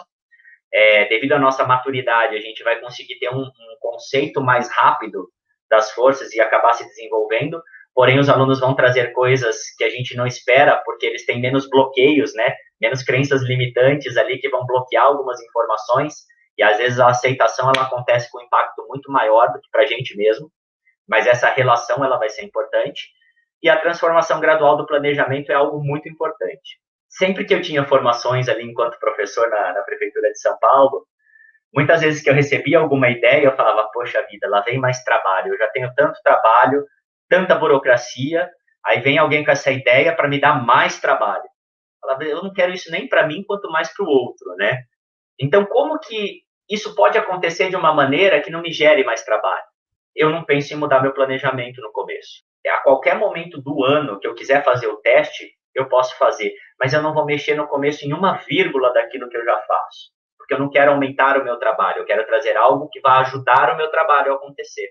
Quando que a transformação do planejamento acontece? Eu faço esse teste aqui e começo. Eu percebo o que aconteceu, aí eu falo, poxa, isso aqui nesse momento, com essa atividade, vai rolar bem legal. Vou lá e anoto. Passo para outra força. Isso vai acontecer gradativamente. No fim do ano, eu vou ter essas anotações, eu vou falar, poxa, isso aqui ajudou pra caramba nessa atividade, eu começo a reestruturar um pouquinho a ordem das coisas. Aí eu começo a entender que uma nova estratégia ou uma nova atividade que eu não uso impacta positivamente aqui e o resultado é bom. Isso vai acontecer naturalmente, porque a evolução do professor está acontecendo junto com a evolução do aluno. né? Então, eu não quis trazer aqui um conjunto de brincadeiras de atingir todas as áreas, né? Luta, esporte, brincadeiras, não. Que vai resolver a criatividade, que vai resolver a curiosidade, não é isso que eu quero. Eu quero que a gente entenda onde as forças de caráter aparecem no cotidiano. E a partir daí eu começo a criar situações de intervenções mais positivas gradualmente, porque eu passo a ter esse olhar, eu passo a ter novos hábitos e vou estabelecendo essa nova cultura. Tá? Então esse é o processo que eu pensei para que não fosse algo que fosse um transtorno, e sim algo prazeroso que trouxesse resultados. Esse slide resume toda a teoria, toda a metodologia, né? Então ali a gente tem tirado ali do Instituto Ayrton Senna, o Big Five, que eu acredito que a maioria dos professores da rede já devam ter visto, né? Se não todos, porque é a base ali do trabalho das competências socioemocionais da secretaria. Tem a tabelinha que eu mostrei das virtudes e forças de caráter, e o primeiro momento foi justamente estabelecer essas relações. No livro, que é esse daqui, lá no final a gente tem um slide, eu trago todas essas relações, tá? Todo esse pensamento das relações de forças, eu trago, tem inclusive um infográfico que eu mostro qual virtude impacta qual das competências gerais, e aí pensando que as relações elas acontecem em grupo, né? Não existe a relação de uma força para uma competência. É sempre em grupo que isso vai acontecer, porque elas acontecem juntas. Eu tenho a teoria do alinhamento construtivo, ali embaixo, do John Biggs, a taxonomia de Bloom, e aquele modelo que está escrito ali na direita, do Ryan Niemiec, que hoje é um dos maiores pensadores da teoria das virtudes e forças de caráter. Então, por onde eu comecei? Pelo modelo do Ryan Niemiec. O que ele fala? Para você conhecer as virtudes e forças de caráter, você tem que passar pelo processo de conscientização, que é saber que existe, fazer um teste que eu vou mostrar para vocês que é possível fazer, para você conhecer as suas forças de caráter, como elas estão distribuídas. Depois você passa a explorar, ou seja, entender como essas forças impactaram sua vida até hoje e como elas impactam no dia a dia, para só depois pensar em como eu posso usar isso de uma maneira melhor. E essa é a estrutura que ele criou para quando a gente faz um atendimento de 1 para 1, para a gente trabalhar com uma pessoa. O que eu pensei que precisaria ser ampliado dentro da escola, porque a gente vai ter um coletivo ali de muitos alunos com características diferentes. Por isso eu trouxe a taxonomia de Bloom. O alinhamento construtivo do John Biggs está muito voltado para a ideia do tem que ser de maneira planejada. Não pode ser sem querer, tem que ser de propósito e com propósito, como eu falo. O que o John Biggs fala? Para eu fazer um planejamento correto, eu tenho que pensar primeiro nos resultados que eu espero. A primeira coisa que eu penso é qual o resultado que eu quero obter. Depois, como eu posso avaliar esses resultados para ver se eu atingi. E só por fim, a atividade que eu vou fazer. Esse foi o processo que eu pensei para imaginar a maneira como eu ia montar as minhas aulas. A taxonomia de Bloom é o parâmetro que eu usei para as intervenções todas. Então, como que eu uso isso? Que lá no livro vai estar bem descrito, e aqui eu vou mostrar uma parte, porque não daria para a gente abordar todos os níveis da pirâmide para cada uma das situações. Primeiro, eu tenho que avaliar em que nível da pirâmide o meu aluno está, para saber quais os resultados que eu tenho que esperar dele. Normalmente, se eu estou fazendo isso pela primeira vez, o nível é o lembrar, ele vai ter que saber que existe e lembrar dos nomes, né? Porque ele nunca teve contato com isso. De acordo com a faixa etária do meu aluno, eu tenho que adequar a evolução disso, e provavelmente ele vai demorar um tempo maior ali no lembrar e no entender. Então, eu tenho que adequar a linguagem também. Mas tudo isso faz parte de uma avaliação que eu faço de uma maneira muito simples. Eu falo o que são virtudes em roda de conversa.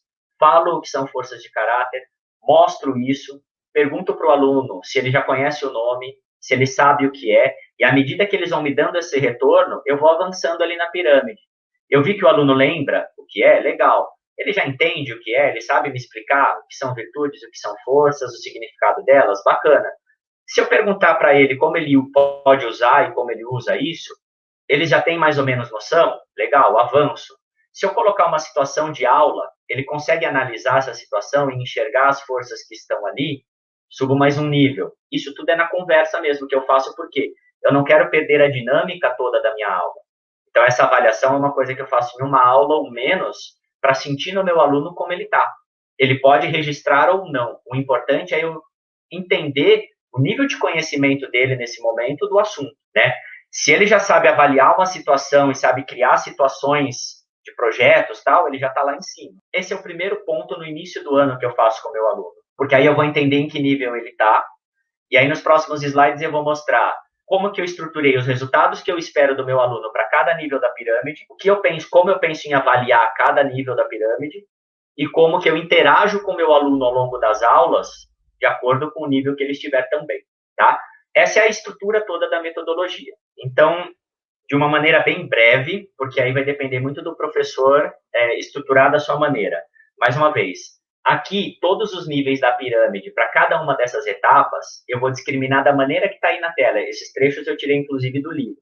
Mas o professor ele pode criar isso se ele entender cada um dos níveis da pirâmide. Né? O que cada nível da pirâmide espera dele, ele pode criar isso como se fosse uma rubrica, né? E as intervenções que ele vai fazer. Aqui eu criei da minha maneira, com a ideia de ser um pontapé inicial para a pessoa que quer pegar e ler. O que eu tenho que esperar do aluno que está aqui, quais as perguntas que eu tenho que fazer, qual a intervenção, está tudo discriminado certinho da maneira que eu fiz. Que talvez seja um pontapé inicial, mas que, lógico, a forma de fazer vai depender da pessoa, né? A forma que ela se sente melhor. Pode começar por aqui? Pode, porque já está pronto ali um trabalho de 3 anos. E isso vai mudando, com certeza, de acordo com as interações que a pessoa for fazendo. Expectativa de aprendizagem. Então, eu coloco aqui o que eu espero de cada aluno de acordo com o nível. Então, para o aluno que tem que só recordar, lembrar, eu espero que ele desenvolva atividades voltadas ao reconhecimento e recordação das palavras. Então, ele tem que só reconhecer e saber que a palavra existe, lembrar que ela está ali. Depois, no compreender, é entender o que ela significa. O próximo nível é quando que essa força acontece em aula. E aí vai. Estratégia. Para cada força que eu for colocar ao longo do calendário escolar, eu faço uma atividade de introdução ou retomada, se já é a segunda vez que eu estou passando por aquela força. Eu tenho atividades semanais, e essas atividades semanais, todo início de aula, meio e fim, tem intervenções que eu vou fazer. No final do período que eu programei para trabalhar aquela força, eu tenho uma atividade de avaliação, e o aluno constrói um avatar pessoal sobre as forças dele. E isso é muito legal para que ele possa ter isso na mão, para ele enxergar, fica mais lúdico, e ele pode comparar o avatar dele de ano para ano e com o dos colegas. Então, essa ferramenta ela é muito interessante de ser usada. Então, ao introduzir a força, que tipo de pergunta eu faço para o meu aluno sobre a força de acordo com o nível que ele está? Isso eu posso pensar. Se a minha expectativa de aprendizagem está no lembrar, eu só vou perguntar para ele, como você se sente quando eu falo em criatividade? Você se identifica com essas características? Você costuma usar? Você sabe o que é? E à medida que eu subo o nível da pirâmide, a pergunta que eu vou fazer quando eu fizer uma retomada dessa força vai aprofundar mais a reflexão. Para quê?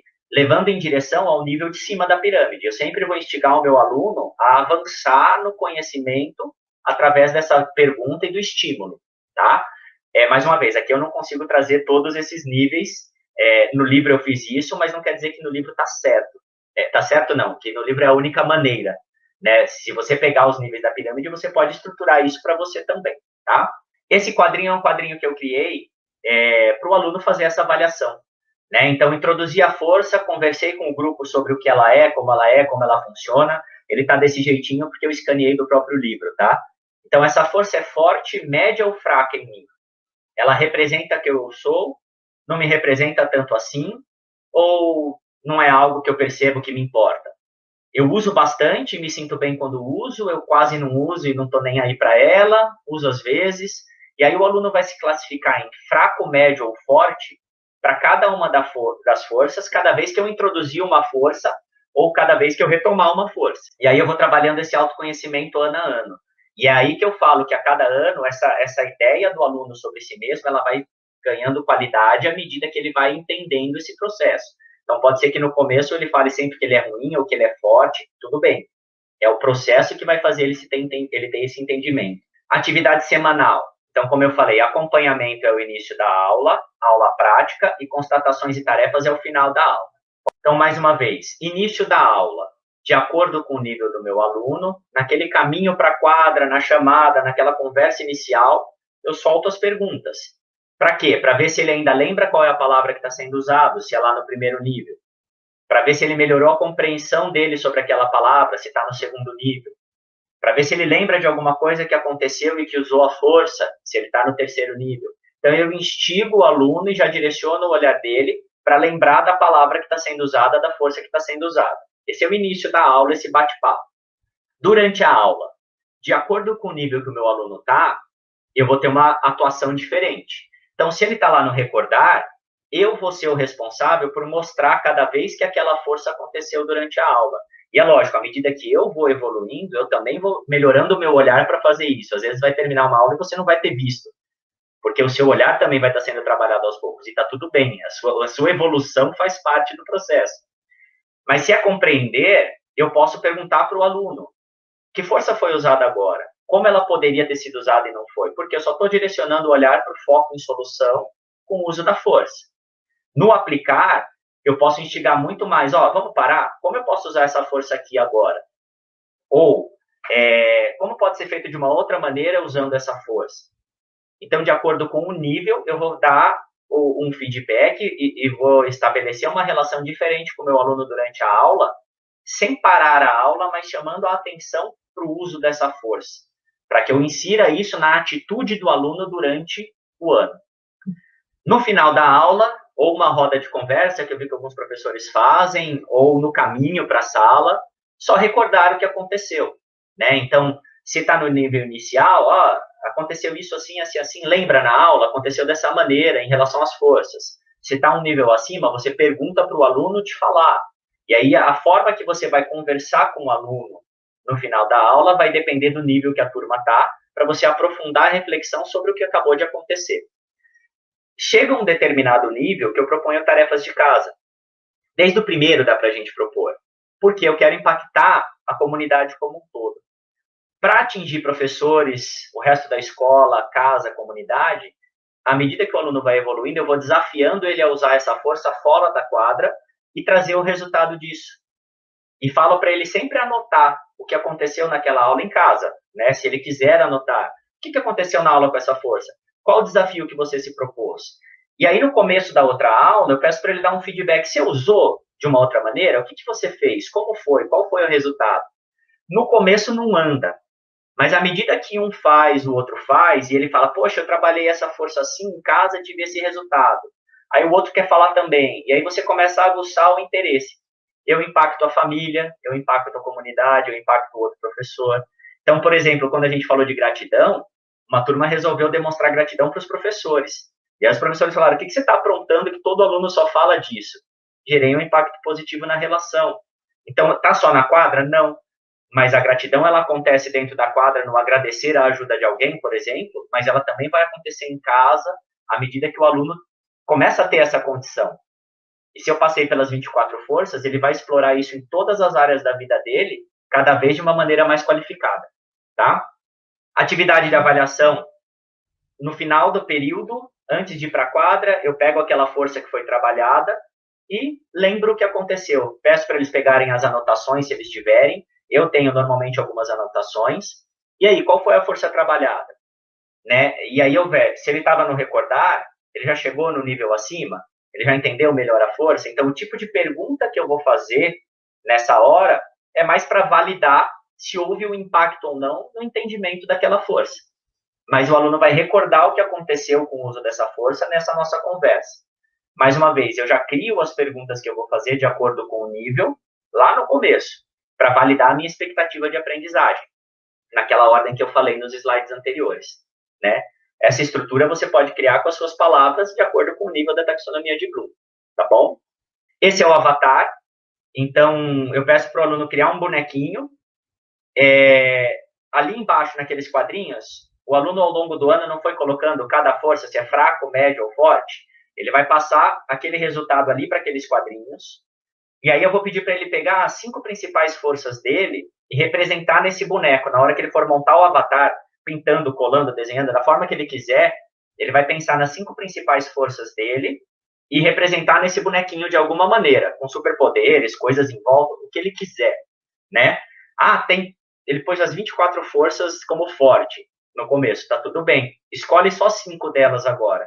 Aí eu estou direcionando o olhar dele para aquilo que ele acha que é mais importante.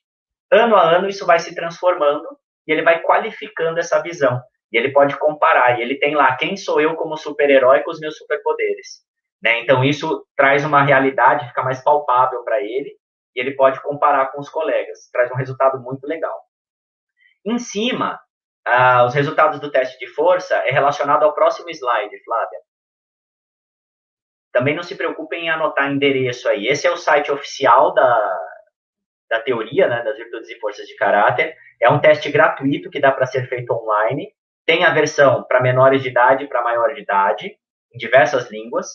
E você responde umas perguntas, e ele é comprovado cientificamente, ele vai ranquear as 24 forças de caráter para você.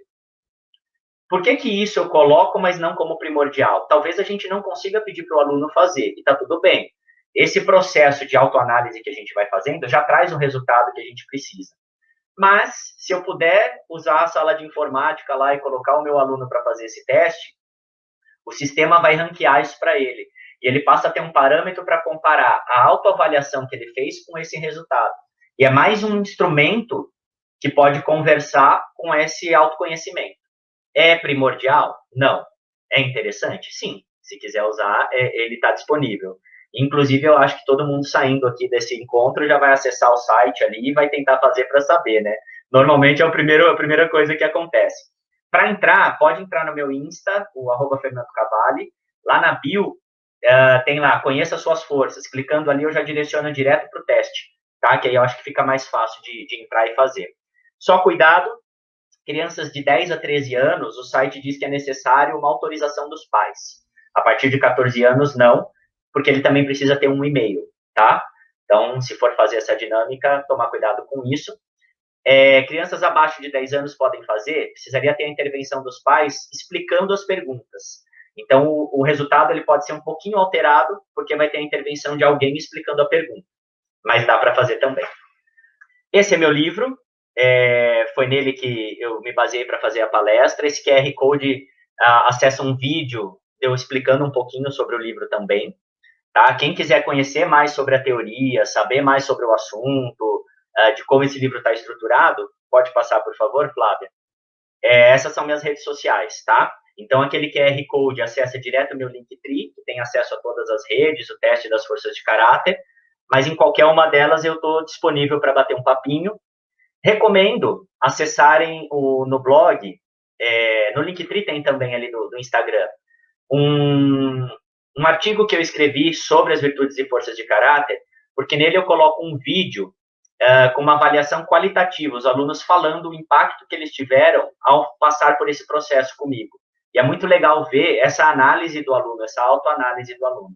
E tem um rap que um aluno fez, e a letra ele fez em cima dos conhecimentos que ele teve durante o projeto, e ficou muito legal. Também tem nesse link, depois eu posso passar o link direto para vocês até. Seria muito legal vocês olharem o resultado final com o aluno falando. Tá bom? É isso, acho que deu no limite, mas eu consegui dar conta de todo o conteúdo e fico à disposição para mais informações sempre que necessário. Obrigado, gente. Então, Fernando, tem uma pergunta que realmente é pertinente e que todos nós também realmente queremos saber um pouquinho de como podemos envolver as demais disciplinas junto com a educação física nesse processo. Uma coisa interessante do convite de falar com outras áreas por que esse livro existiu? Olha que engraçado. Um dia antes de darem o lockdown aqui em São Paulo, eu estava com um amigo tomando um café e ele é da Fundação Lehman, da Oracle Education, é um cara muito legal, assim, muito estudioso, e eu comecei a falar sobre o que eu estava fazendo. E aí ele teve essa reação que vocês me falaram, assim, poxa, dá pra ver que você gosta do que faz e você fez. Por que você não faz um livro? Eu falei, você tá maluco? Eu vou escrever um livro? Eu não escrevo nem carta pra minha esposa no aniversário, eu vou escrever um livro inteiro, tá? Aí ele falou, não, eu te ajudo, tal, e ele mexe com linguística, né? E aí eu comecei a escrever, só que eu queria escrever para educação. E ele falou, Fernando, eu vou te falar uma coisa, isso tem que ser para educação, mas vai para a educação física. Ele falou, porque existem muitos materiais voltados para a educação em relação à competência socioemocional. Só que o nicho da educação física não tem nada. Ele falou, infelizmente, a educação física, os materiais são assim, quais são as atividades que eu posso fazer com o meu aluno? E aí é um rol de atividades para eu pegar e fazer. Não tem esse tipo de material, assim, atualizado e tal. Falei, então, tá bom. Mas por que eu falei nesse assunto? Porque tudo o que eu fiz foi pensando na escola. A ideia é que isso possa acontecer na escola, né? Então, eu tenho uma fala de educação física aqui, pela orientação que ele me deu, mas a adaptação para a escola é perfeitamente possível. Mas esse conselho dele foi legal, porque eu entendi uma coisa que eu fiz meio que instintivamente, e agora eu foco muito nisso. A gente não consegue abertura com os professores, com o coordenador, com o diretor, com a escola particular, é difícil. Quem que vai dar abertura para mim se eu souber trabalhar? A criança. Só que o que eu vou fazer? Eu vou impactar um ambiente de uma forma muito forte. Esses discursos que eu falo que os meus alunos fizeram, tá lá no blog, dá para perceber isso. E o que começou a acontecer? Que é a resposta de uma das perguntas sobre envolver as outras áreas. O que começou a acontecer nisso daí? O meu aluno começou a se modificar. O meu aluno começou a ter interações melhores. O meu aluno começou a fazer coisas com os outros professores que ele não fazia antes. Ele começou a mudar a postura na escola, começou a mudar a postura no bairro, na família. Aí o que começou a acontecer? Reunião de pais, que antes eu era aquele professor que ficava no corredor, porque o professor de educação física, ele fica no corredor, ele não participa de reunião, né? Mas os pais começaram a sair da reunião e falar, quem é o professor Fernando de educação física? Muito obrigado, professor. Meu filho mudou assim. E aí os pais começaram a me procurar.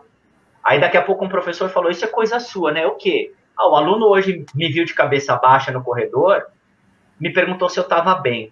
E aí eu respondi que estava, ele falou, não, olha no meu olho, professor, tá tudo bem mesmo? Ele falou, isso é coisa sua. Então, você começa a chamar a atenção. E quando eu falo no livro da taxonomia de Bloom, quando a gente chega no último nível, que é o criar, a minha ideia ali é que isso seja uma nova cultura dentro da escola, o que a gente chama de instituição positiva, tá? Porque as pessoas começaram a olhar para isso, e aí não importa mais se eu vou trabalhar a força 1, 2, 3 ou 4 ao longo do mês. Importa que eu vou ter projetos para impactar a escola com essa visão. Esse é o nível final. Inclusive, tem um capítulo que fala só do nível criar, que é baseado numa experiência que já aconteceu em uma outra instituição, que fala tudo que precisa ter numa instituição para ela ser uma instituição positiva. Mas eu já preparei o meu aluno para ser o cara que vai ser o protagonista dessa instituição. Porque ele está caminhando comigo, e quando ele chegar nesse estágio, todo mundo vai querer. Só que é o aluno que tem essa ferramenta para transformar o ambiente. Então, é lindo. Muitos vão falar que é utópico, mas eu já cheguei em boa parte dessa pirâmide e deu resultado e está dando. Então, eu não acredito que é utópico, não. Eu acho que é um caminhar, e é possível. A melhor forma de desenvolver o assunto com os alunos online. E aí tem também como avaliar no remoto. Na verdade, assim, eu tive que passar isso, descobrir isso na prática, né? Porque a fragilidade do mundo fez com que tudo aquilo que eu estava fazendo na quadra acabasse durante a escrita de um livro, e falei, agora, como é que você faz isso desse outro jeito aí? E não só isso, né? Porque educação física, como a gente falou, é uma loucura a ideia de fazer o que a gente está fazendo, né? E várias etapas, né? Primeiro só online, depois online presencial, agora eu estou na quadra com um notebook na câmera na quadra, falando com um aluno em casa. Então, cada hora é uma novidade. Mas é bom porque é em cima desse caos que a gente se reinventa e desenvolve, né? Eu acho que é bom.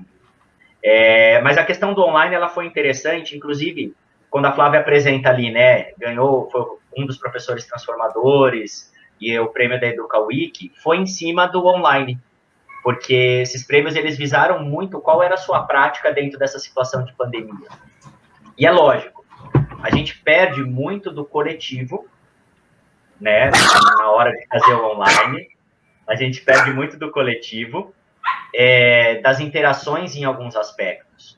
Mas, o que eu fiz para continuar com esse processo? Primeiro que pegou num momento em que era a base da pirâmide para os meus alunos ali, que era o lembrar, praticamente o conhecer.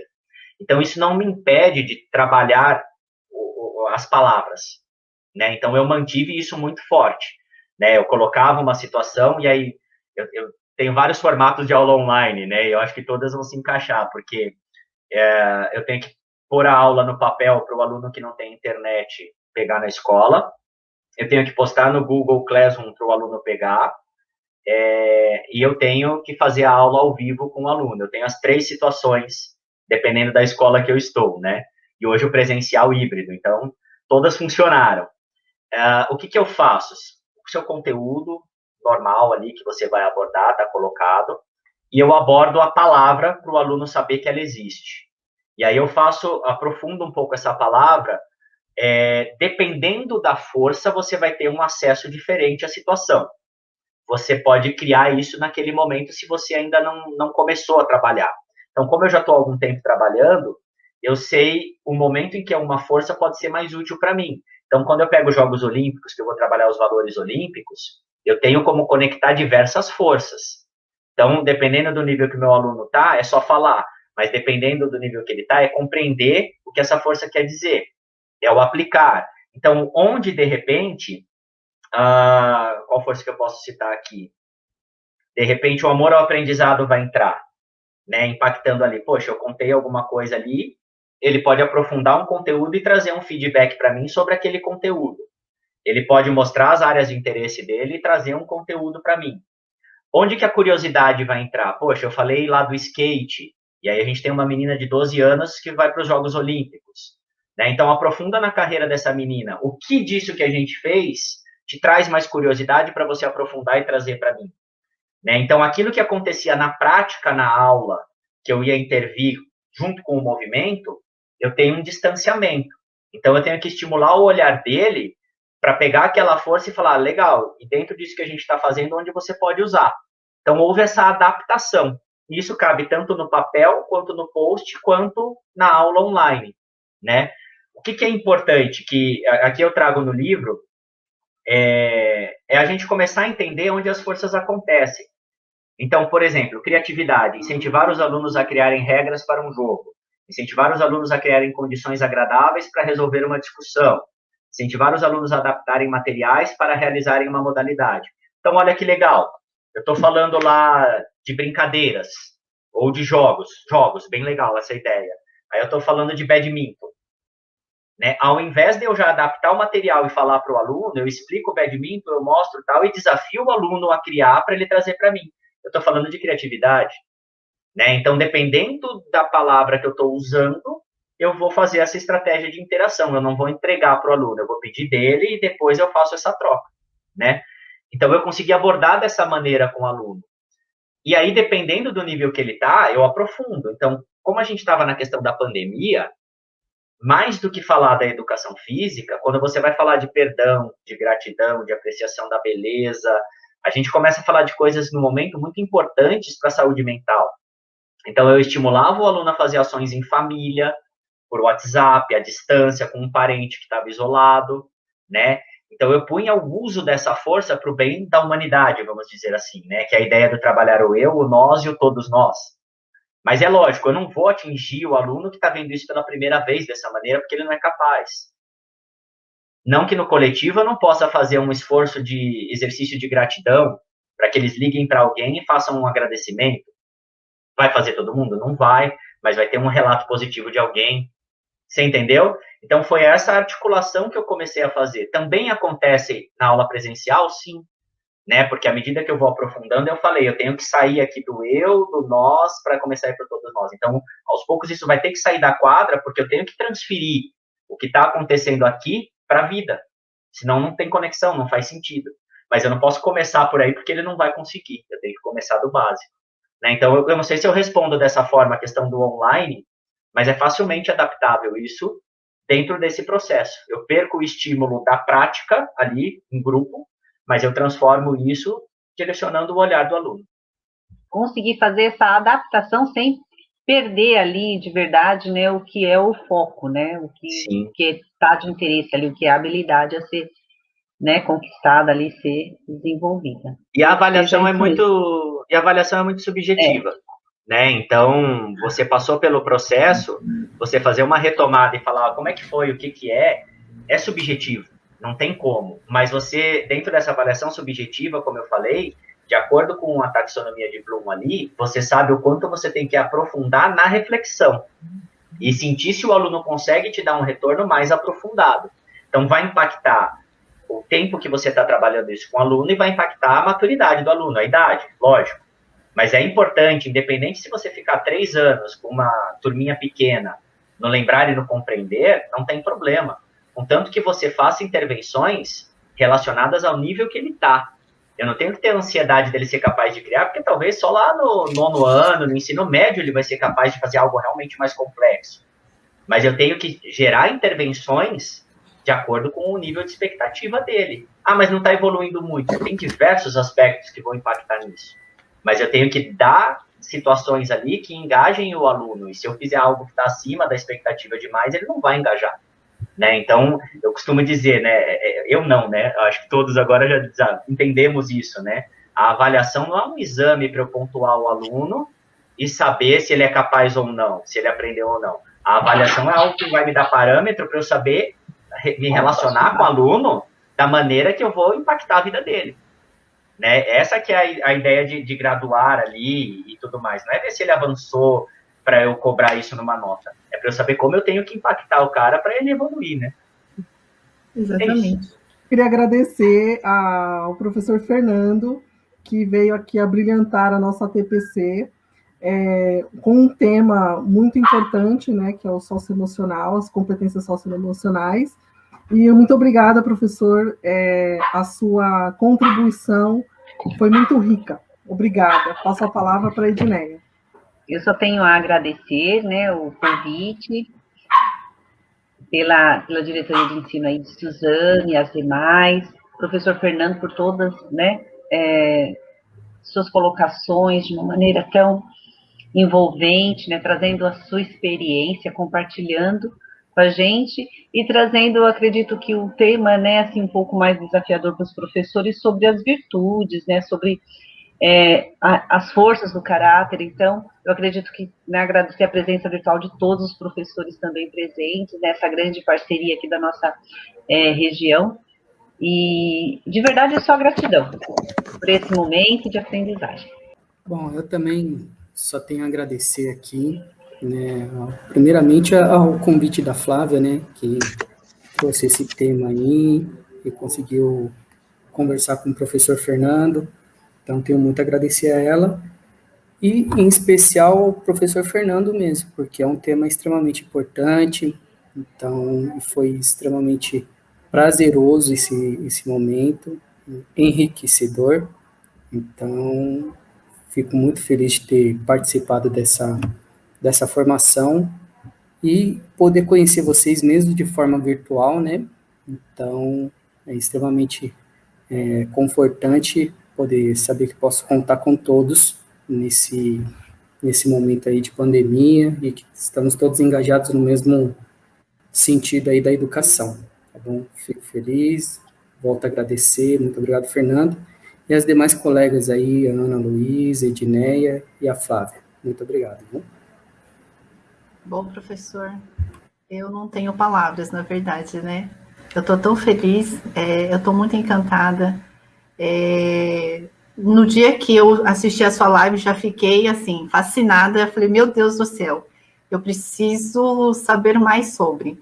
E toda vez que eu comento com os meus colegas PCNPs também de outras áreas, eles ficam muito interessados.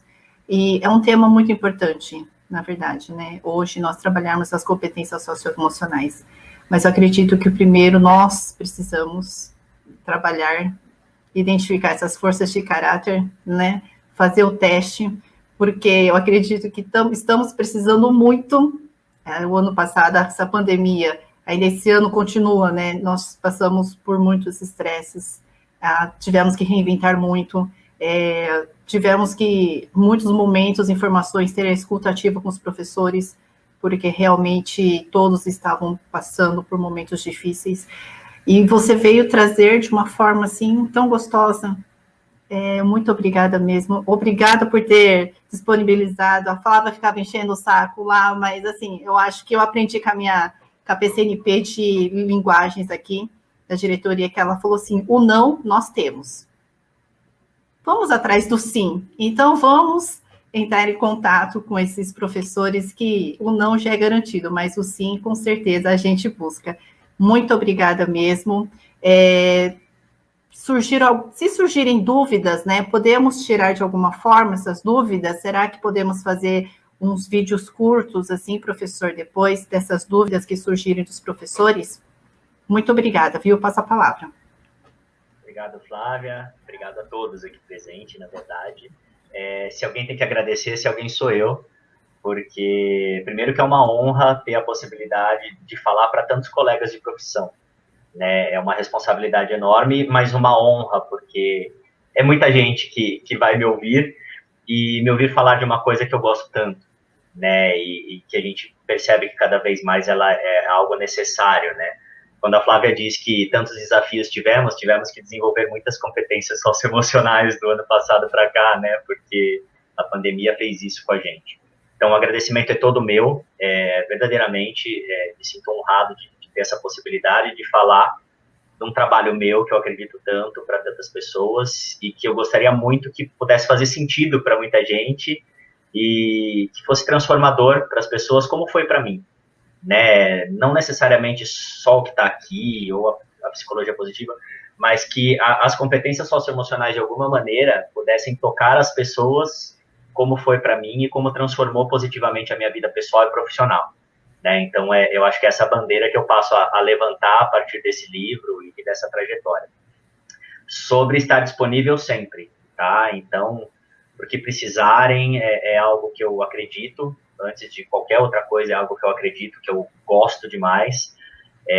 Então, eu estou disponível para gravar vídeos, para fazer lives, estou com vocês porque vocês precisarem sempre, tá bom? As redes sociais também, então, qualquer professor que quiser falar lá comigo, como a Flávia fez, né, estou lá disponível. Se eu não responder, é porque realmente eu estou em aula, e a gente sabe como isso é, mas eu sempre respondo todas as mensagens, e gostaria muito de feedback, assim, porque é uma coisa que a gente já conversou muito, né, esse passo que eu estou dando agora, nesse momento, é algo de levar uma realidade que foi minha para os outros. E eu acho que o coletivo tem a capacidade de fortalecer isso e de melhorar muito, né? Então, essas trocas são muito ricas nesses encontros e os feedbacks também, porque são a possibilidade da gente criar novas estratégias, de qualificar alguma coisa, de fazer no coletivo, e é algo que eu acredito muito. E também estão ligadas às competências socioemocionais. Então, obrigado pelo espaço, obrigado por esse bate-papo, a gente sempre aprende muito com isso, e é incrível como a gente se colocar nessa situação faz a gente rever um monte de coisa e aprender muita coisa sempre. Obrigado a todos vocês e sempre disponível. Nós que agradecemos. Obrigada, viu? Passamos um pouquinho do tempo, mas isso é normal e natural, não tem problema. Obrigada, viu, gente?